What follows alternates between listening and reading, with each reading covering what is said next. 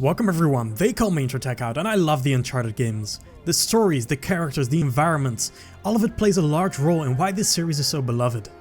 However, because the writing in these games is so standout and so memorable, I feel like the conversation around it often overpowers the conversation around the actual gameplay of these games. It hasn't become uncommon for people to brush aside Uncharted's gameplay in recent years. Words like basic and outdated have echoed through the halls of game criticism. Meanwhile, I've replayed this game so many times that the gameplay, meaning combat, has become the main driving factor for me. It keeps me coming back. As someone who'd like to create games with satisfying dynamic combat, I'm very much interested in how AAA studios design these kinds of games. What makes a game play well? What is the influence of specific mechanics? So today, I'd like to analyze in depth what contributes to these games playing the way they do. Just like the other analyses I've done, I am going in opinionated and biased. I personally like Uncharted 2's combat the most, I know, controversial, so I'll try to explain why that is exactly. I'll also compare the other games to it and point out the differences that may not have been obvious to the average player. Again, keep in mind that when I criticize, it is mostly subjective. The goal is for all of us to understand game design better by the end of this, so we can either use the knowledge to create better games, or learn to better criticize games. Of course, you are free to speak your mind in the comments. Now, during the making of this video, I've replayed all the Uncharted games on hard, so I've been able to get another good chance at understanding what I like and what I dislike about the games. When it comes to Uncharted 2, what really became its legacy to me is the godlike pacing. It has this perfect mix of relentless action, varied locations and cohesive storytelling. I have to be honest, I was bored out of my mind when replaying through the young Drake and Syria sections in Uncharted 3 and the 6 damn opening chapters of Uncharted 4. But let's get to gameplay, right? The Uncharted games are cover-based shooters first and foremost. Your loadout consists of a primary weapon and a sidearm. Weapons and ammo can be picked up from dead enemies. I wouldn't describe the ammo economy of these games as scarce, but you definitely do have to pick up ammo and different weapons a decent amount to not run out. This combined with enemy grenades adds a bit of stimulation to keep moving around, push forward combat in its most simple form. Each game handles melee differently. Uncharted 2's melee always plays out the same way. You hit an enemy a couple times, the enemy will try to attack you once, and if you press the counter button and hit them back, you kill them. What all games do have in common is that melee is generally discouraged. It takes too long to kill an enemy while under fire from other ones. What is pretty fun though is that because the developers weren't able to make the melee work on stairs, they made meleeing enemies on any kind of height variation an instant kill. Boy, can you have fun with this!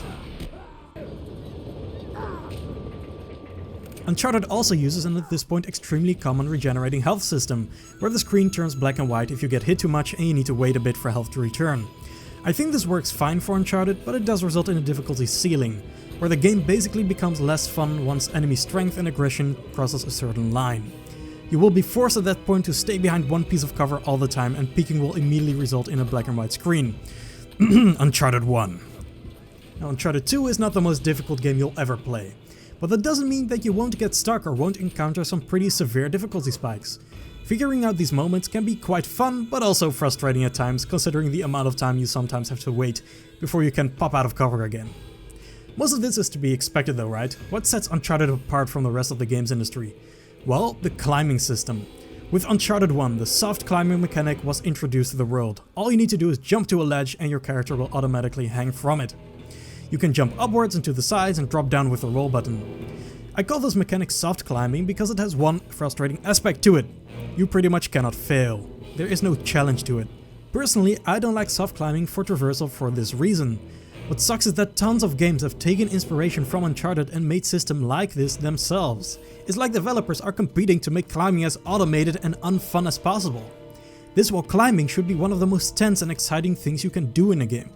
It's time to remind you again of id Software's very neat summing up of good gameplay design. When the player is thinking, they're engaged. When they only have to spam X or hold the stick to get somewhere, that's what we call mindless. And it doesn't matter how much the game's presentation likes to pretend you're in danger. In Death Stranding, I'm fully engaged when climbing up a hill or mountain. I'm not on rails, so to speak. One misstep and I can permanently damage my cargo or die. But in Uncharted, I often feel bored and frustrated during climbing sections. Especially Uncharted 4 has extensive traversal puzzle sections where the only thing you're doing is slowly climb up walls, find the bit to grapple to, slowly push a box to another wall so you can climb up it. With that out of my system, I love Uncharted's climbing. Yes, I do. It's unfortunate that so many games have copied it as a traversal mechanic, because it is not fun as a standalone mechanic in my opinion. Combine it with combat, however, and a whole new world of possibilities opens up. Uncharted's fights are truly dynamic, and the enhanced mobility is the main reason for it. It allows you to climb to vantage points, find quick flanking routes, and fall back and push where necessary. It transforms this cover shooter into an amazing action simulator. The level design must also be commended. Verticality is the holy grail of combat, and Uncharted 2 has it in spades. When it comes to combat design and balancing, the more pressure you put on the player, the more they need to think, and as a result the more they are engaged. But this only works until the point where the player feels the game is fair. Like I alluded to earlier, difficulty in Uncharted is interesting because its health mechanic is kind of in conflict with the movement mechanics. I love Uncharted 2 when I can run around like a madman, climbing up and down stuff, kicking enemies in the face. Once you push difficulty past a certain level though, this playstyle starts becoming less viable, and in my opinion the game becomes less fun. Uncharted 2 is really good at delivering the right amount of pressure to keep you engaged and not frustrated though. What helps is that enemy health is very low in general, with most of them dying in a couple shots or one to the head. While low enemy health is certainly no requirement for a game to feel good to play, spongy enemies can disrupt the flow of battle. In shooters it's always nice to have at least one enemy type you can kill relatively easily so you can continuously make progress. Low enemy health also gives the devs the opportunity to add more enemies to any given combat section and make them more lethal. This balance is off in Uncharted 1 in my opinion, and you can feel it when playing on higher difficulties. The time to kill is high enough that you'll sometimes be almost stuck in position. Taking the time to kill one enemy means that another one gets the opportunity to run past you and shoot you from the side. Even if you kill that first enemy fast, you're screwed now because it will take longer for you to kill the guy next to you than it takes for the other enemies in the encounter to kill you while you're aiming at him. Headshots felt like my only option at times. What I do want to praise Naughty Dog for though is enemy AI. Uncharted 2 is really good at giving you this false sense of security where everything will seem to be going fine one moment. You're in cover, you can clearly see a couple enemies right in front of you, you're full health. But then one enemy does something you didn't predict. They might throw a grenade right on top of you, an enemy might climb up to your vantage point and flank you unexpectedly, an enemy might rush you out of nowhere, forcing you into a fist fight. You rarely get to complete an encounter from the comfort of a single piece of cover. The enemy AI in the Uncharted games is genuinely fantastic in my opinion. I don't necessarily mean that the AI is super smart or realistic, instead I mean more that the AI serves the game perfectly. Take the snipers for example. These enemies could have made combat an absolute nightmare, like snipers usually do in games. Instead, Naughty Dog held back and gamified them to a significant degree. They literally work on a timer. If you let them aim at you for a second or two, 3, they will shoot you. The timer resets when you roll or break line of sight. Like any AI in games, you can make them look stupid in a 1v1. But put the sniper in a room with all the other enemy types and the player now has to make a ton of interesting decisions. Combine the low time to kill with the climbing, competent use of AI and 3-dimensional level design and you get something amazing. The more I think about it, the more I'm actually surprised that Uncharted hasn't really inspired direct competition as far as I know. Cover shooters still exist of course, but none of them really combine it with that amazing climbing system. Let's delve into something else now. Like I mentioned at the beginning, I love Uncharted 2's combat the most out of all these games, and that's for some very specific reasons. It mainly comes down to weapon handling, sound design and weapon impact. Let's start with weapon impact, weapon feedback, however you want to call it. I love talking about this topic because it is a strange science that my eyes have only been open to recently. The general rule of thumb is, the more ways you show what kind of effect the weapon has on enemies and the environment, the more powerful it will feel in the player's hands. In Uncharted 2, when you hit an enemy, there's this very visible blood splatter that gets emitted and the enemy plays a stagger animation. The way these two things are implemented really makes it feel like you're doing damage. But weapon impact is not just about enemies, the guns themselves also feel fun to shoot in Uncharted 2. In my Ratchet & Clank video I didn't mention particle trails, but they add a lot to feedback.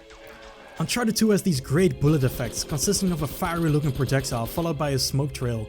It looks really nice and gives you better information on where exactly you're hitting an enemy. As far as actual damage is considered, Uncharted 2 clearly utilizes a hit scan system, so instant damage no matter how far an enemy is. You can see that if you shoot at something far away, the bullet hit actually emits first and the projectile only catches up with it a short while later. I love seeing small stuff like this because it shows that creating a 100% flawless presentation is not the priority of the devs. Instead it's to get the game to feel as good as possible. Even though we usually see visuals and gameplay as completely separate elements of a game, these videos have definitely made me realize that you cannot separate the two that easily. This directly plays into the combat loop of Uncharted 2. Staggers are satisfying but also play a very important gameplay role. They prevent trading. Now, trading can be a real issue when developing games, especially melee focused ones. How do you prevent the player and enemy from hitting each other at the same time? You know how annoying it would be if every time you shot at an enemy in Uncharted, they shot back at you and it would just be a fight of whoever's health drains faster. Uncharted 2 doesn't have this problem because Naughty Dog made sure that every single time you hit an enemy, there will be at least 0.5 seconds of animation where they don't shoot back. This is not something the average player will consciously calculate or think about, but this subconscious knowledge will transform their gameplay style. Think about a shotgunner who runs at you while you're low on health. In Uncharted 2, you'll instinctively fire into him instead of running away, with full confidence that he won't shoot you while you're hitting him. Even though you can stunlock almost every enemy to death, Uncharted 2 does balance this power out a bit with large enemy counts and the flinch mechanic. If you get hit, Nate will flinch a bit and your aim will be thrown off. It encourages you to move around and find situations that are advantageous to you, instead of trying to kill enemies in sequence while getting shot from 5 directions. There's the last thing I want to mention when it comes down to combat flow of Uncharted 2, and that is weapon handling. Weapons in Uncharted 2 feel very precise, which is a result of the way the game handles recoil and spread. Recoil is when your aim starts moving around while shooting and is to a degree controllable. Spread is when your shots start going in different directions to disincentivize holding down the trigger. You can be aiming perfectly at someone's head, but shots might still miss. Uncharted 2 has both systems but doesn't put much of an emphasis on them. Take pistols for example. These can be in a weird spot sometimes when it comes to game balancing. Often they're just treated as the inferior option to rifles and you'll only switch to them when your main weapon runs out. In Uncharted 2 however, pistols have almost no recoil and entirely no spread. This makes them extremely effective and extremely fun, especially when combined with the stagger system and low enemy health. I remember playing Uncharted 2 multiplayer back in the day, and even there you could kill enemy players in a couple shots of a pistol. It felt really satisfying. Rifles do have recoil and spread in Uncharted 2, but it takes a short while to set in, meaning you can still use them effectively at any range. I earlier also mentioned sound design as a reason for liking Uncharted 2. What I like in particular is that the developers somehow managed to make all the weapons in the game sound really unique. When working with firearms, this is not always easy to do. It takes effort to go beyond a simple explosion and echoing crack sound. I don't know how the developers created these sounds, but they are definitely different from any other game. The pistols in particular have these unique higher pitched elements to them that don't really have any reason for being there besides artistic choice. Just listen to how these weapons sound compared to other games.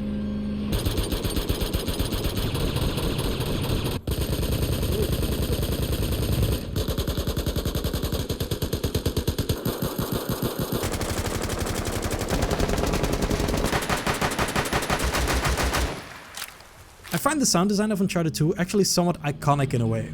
Just like the sniper in Halo, all these otherwise generic weapons really gain some character from this. Even before I started replaying these games like crazy after getting the Nathan Drake collection, I could have recalled these gun sounds any day of the week. Now we've established some of what I like about Uncharted 2, we can compare it to the other games. This is where you'll start hearing some criticism. However, keep in mind that while I may enjoy Uncharted 2 the most, all of these games are great in their own way and definitely deserve respect when it comes to gameplay in my opinion. I just like to look at details, compare them, criticize them, etc. A lot of it is really just nitpicks, but together they can teach us a lot. So let's get going. Uncharted 1 is essentially just an inferior version of Uncharted 2 when it comes to combat. It has less verticality, less enemy variety, and in my opinion, its balancing is off on higher difficulties. I noticed a couple of things when it comes to weapon feel. First of all, those bullet trails I talked about are not as pronounced in Uncharted 1, they are drawn instantly, so there isn't really that flying projectile feel. They disappear so quickly that you'll often not notice them at all. Hitting enemies generally feels satisfying because of again blood splatter and a stagger animation, but because the stagger animations are a bit clunky and enemies take longer to kill, I still prefer Uncharted 2 in this regard. Also, and I have to point this out, it has always bothered me that Nate's rotation compared to the camera is off when aiming with a pistol. It's like he's aiming way to the side. I'm happy this was fixed in all sequels. Talking about sequels, what about Uncharted 3? Well, it's a follow-up to Uncharted 2, so you would expect improvements. And there are improvements. There is more verticality in Uncharted 3 and environments are a bit more interactive. Especially the ship graveyard level is impressive with its moving platforms in the waves. Guns feel more powerful because of bolder, more dynamic crosshairs that don't fade out. I personally don't like how the unique gun sounds of Uncharted 2 were replaced with all similar sound effects with a compressed quality to them, though I will admit that they do add to how powerful Uncharted 3's guns feel. But I noticed something else while playing. for some reason automatic weapons felt more reliable. I was way more comfortable with holding the trigger until my ammo ran out. The reason, as it turns out, is that Uncharted 3 has no bullet spread. Really, it doesn't. The game only has recoil. Now personally, I tend to prefer recoil, especially in multiplayer games. Bullet spread has a place, but there's something annoying about your aim being dead center and bullets missing the target. This doesn't happen in Uncharted 3, and because of that you can snipe enemies on the opposite side of the map with a mag dump of an SMG. It does feel really good, I have to say. But this brings up a question: when should we implement bullet spread then, and when recoil? Even though both systems might sound like they come down to the same idea, make the act of shooting take more skill, they are different and should be used for different reasons. Recoil can be used both as a skill mechanic and a weapon balancing one.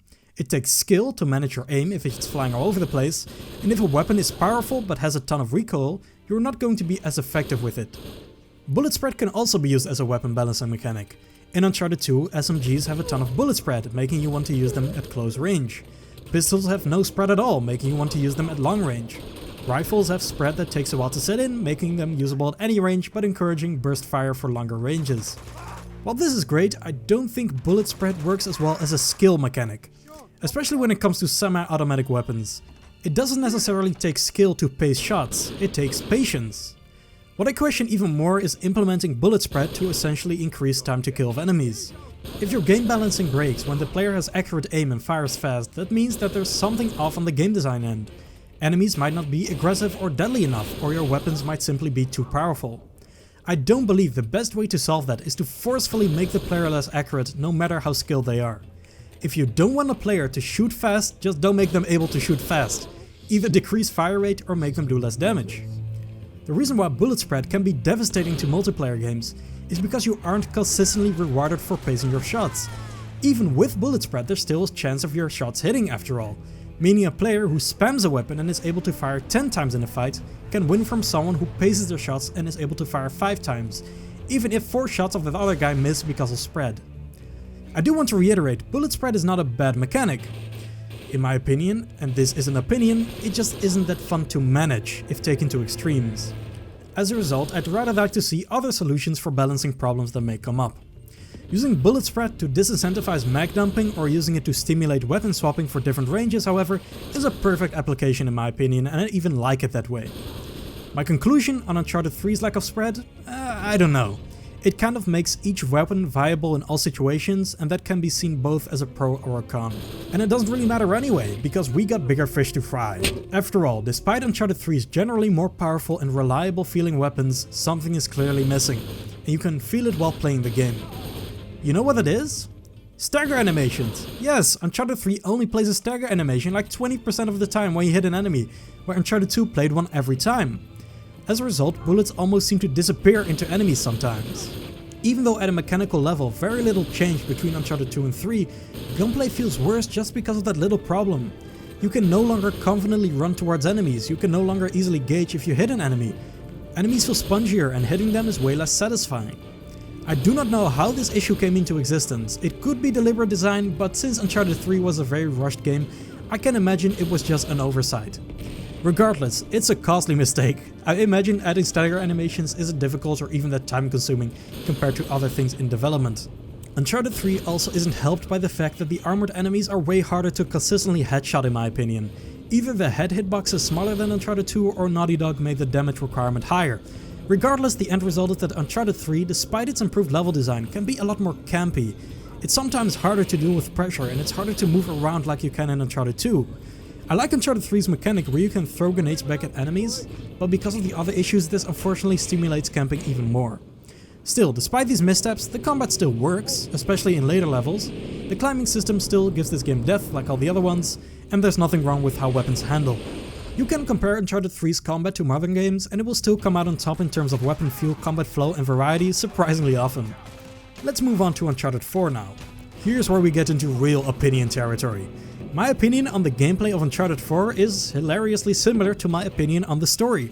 From an objective standpoint, I think both are the most solid, complex, deep and well designed we've seen in the series. However, both are not what I myself wanted from this game, and as a result I personally enjoyed both less, even though I understand why most people enjoy them more. So what happened to gameplay then that made it so much different I don't like it as much anymore? Well, bullet spread happened. This is obvious immediately when you put these games side by side. Uncharted 4 has really aggressive bullet spread for pretty much every weapon in the game. Even firing a single shot almost fully opens up and grays out your crosshair, and all following shots are all over the place. Or at least it feels like it because of the little dot that dances around in the center of your screen. This in contrast with the slow ramp up of bullet spread in Uncharted 2. I don't know if this was added with the, in my opinion, misplaced idea that it increases the skill ceiling, or that it was added to stimulate close range combat and more repositioning and player movement, but the result is that trying to hit enemies from any kind of distance results in a lot of shots missing the target if you don't slowly burst fire. What I don't like about spread when it's applied as aggressively and universally as this is that it feels like the game is fighting against my skills sometimes. I can be aiming central mass on an enemy and my shots will simply not hit because the game doesn't want me to hit them. Uncharted 4 has inconsistent enemy stagger as well, just like Uncharted 3, but this time it's clearly deliberate design instead of an oversight. Enemies will always react to getting shot, but the degree to which they react differs. Sometimes they stumble completely, sometimes they spasm a bit but keep firing. In terms of both usefulness and satisfaction, I'd rate this one between Uncharted 2 and 3. Now the reasons for this might be to incentivize stealth a bit more. If direct combat can be overwhelming and difficult, taking out some enemies in advance is a great tactic. Uncharted 4's dynamic stealth is really well implemented, hats off to the AI programmers. I didn't even mention it, but all previous Uncharted games featured stealth sections. However, the stealth was less a mechanic and more a necessity, because in a story-driven game it's not easy to start every combat encounter with the player already being spotted. In Uncharted 4 it's a genuine gameplay system where you can move back and forth between direct engagement and stealth. Is it good? Absolutely. Did I personally want to see more reliable weapons? Absolutely. I'd rather want to see exaggerated flinch mechanics if the devs don't want us to directly engage enemies as much. You can control flinch to a certain extent, but again, you cannot control bullet spread. The pistols that were so awesome in Uncharted 2 now feel less powerful again in Uncharted 4. Headshots in general are less satisfying to me because it often looks like the bullet spread accidentally gets a headshot instead of your deliberate aiming. And on top of that, I think the extreme crosshair dynamics make the weapons feel less powerful. I like how dynamic crosshairs feel, but to make a weapon feel both precise and powerful, the HUD elements need to stay somewhat close together. See Uncharted 3. In Uncharted 4, the reticle explodes open and grays out on even the first shot, making weapons feel more flimsy and unreliable. While the moving dot is a great spread visualizer, I think it contributes a lot to that flimsy feeling, but I don't know for sure. This kind of stuff is really hard to pin down because it's so much based on human psychology. All I know is shooting feels less satisfying to me, and since the crosshair is different, I have to assume that's part of the reason. But if any of you know an example of a game with similar crosshair, with that spread visualizer, I'd love to hear it, because there's nothing I can really compare this to. There's also another obvious addition to the crosshair in Uncharted 4, and that is hit markers when you hit enemies. Now I'm torn on this. Hit markers can definitely make hitting enemies more satisfying, but they lack impact, especially when they don't have a sound effect either. It's better than having nothing, but if you already have proper hit feedback, hit markers can sometimes actually take away from that.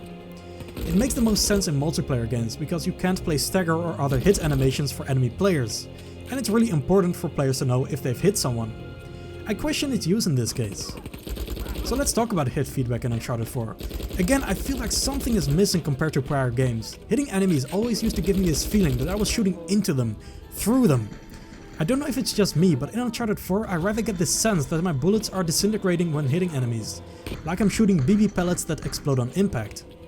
The hit markers might well be the reason for it, but I think it has more to do with the bullet's impact effect. If you shot an enemy in Uncharted 2, you can see the blood splatter from any range really. I believe they even scale it up at longer distances. This is not done in Uncharted 4. Instead, there's way more dust and smoke that kicks up, and the blood splatter itself is small and undersaturated. Dust and smoke makes sense if you're shooting into hard objects, because we expect the bullet to ricochet or explode on impact, and the object to fracture or get pulverized. But you wouldn't expect dust to kick up when shooting through something soft, like through a lump of dough, or a block of gelatin, or a human. The smoke effects are so large that the blood effects are almost invisible. Until making this video, I never even consciously took notice of the blood splatter. Combine the smoke with the hit markers and you get a recipe for disaster. The disaster being that hitting enemies feels slightly less satisfying to me than Uncharted 2. Uncharted 4's sound design is great, even if the guns sound a bit more generic again. What Uncharted 4 really does nail in my opinion is level design. It's amazing. Almost every level has multiple A-tier combat arenas with tons of options and opportunities. I keep mentioning verticality. Verticality is never easy to design into your combat. Of course every game will have its moments with enemies on a ledge or something, but true verticality, where the player moves up and down through the combat arena and enemies are able to keep pressuring them while they do that, is more rare than you think. Remember, this is a cover shooter. Without verticality, combat would be extremely static and boring. Instead, Uncharted is dynamic and replayable. Talking about dynamic and replayable, that brings me to something else. Despite all the stuff I've talked about, I missed out on one thing, a defining feature of the Uncharted series: the set pieces. So let's bring it back around to Uncharted 2. In recent years, I've sometimes seen some shade thrown at the idea of video game set pieces. Some say they're only fun the first time through, or that spectacle is a shallow form of entertainment. Well, I don't care what anyone says. I love spectacle, I love big set piece moments, and I won't apologize for it. Despite replaying Uncharted 2 so many times I've lost count, I still love the helicopter fight, the train level, the tank chase, the collapsing building, the car chase. Again, as critical as I may be of Uncharted's climbing as a traversal puzzle mechanic, as an enhanced mobility mechanic in combat, it gives the player unparalleled freedom, and that extends to the set pieces. In how many games do the developers allow you to jump out of the window of a train, climb along it, then on top of it, fight enemies on the roof, then dynamically shoot out a top window and drop into the carriage again? In how many games is the train actually moving through environments and around corners instead of just perpetually moving forwards, meaning that actually the train is standing still and the level is scrolling by? I know, shocking. Yes, playing Uncharted feels like playing an action movie, but through the years I think some people have placed more and more emphasis on the movie part of these kinds of games instead of the action part. Uncharted is an action game, first and foremost. It takes inspiration from movies, but it doesn't compromise on gameplay at all. At any point where you would want to be in control in these games, you are in control. Uncharted is not a basic third-person shooter, it's the pinnacle of third-person shooters, and I'm still waiting for a studio to do it better than Naughty Dog. Thank you for watching, I'll see you